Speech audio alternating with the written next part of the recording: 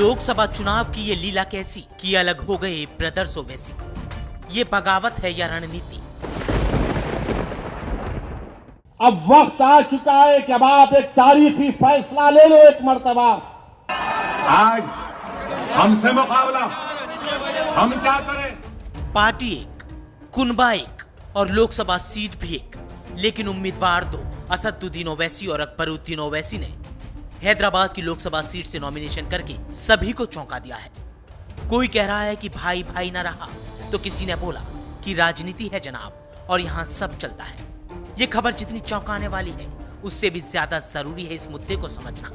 पहला सवाल जो जहन में आता है वो ये है कि आखिर असदुद्दीन ओवैसी की ही सीट पर उनके भाई अकबरुद्दीन ओवैसी ने पर्चा क्यों भरा? इसका जवाब पार्टी की सोची समझी रणनीति है। जी हाँ, आपने बिल्कुल सही सुना।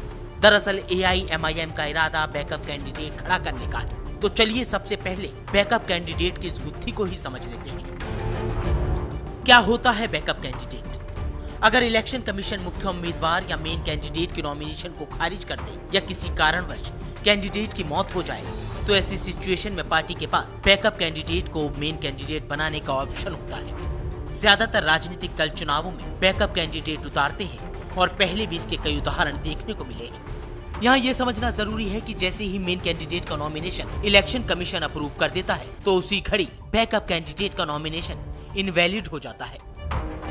बैकअप कैंडिडेट न होने के भी कई नुकसान हैं।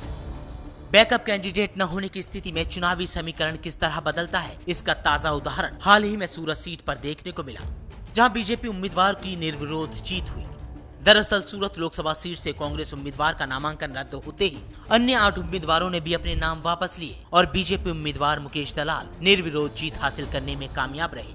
इससे पहले बैकअप कैंडिडेट न होने की वजह से मध्य प्रदेश की चर्चित खजुराहो लोकसभा सीट से विपक्षी दलों के इंडिया गठबंधन को तगड़ा झटका लगा। खजुराहो लोकसभा सीट से SP के टिकट पर मीरा यादव ने नामांकन दाखिल किया था, लेकिन नॉमिनेशन लेटर पर साइन न होने की वजह से उनका नॉमिनेशन कैंसिल कर दिया गया।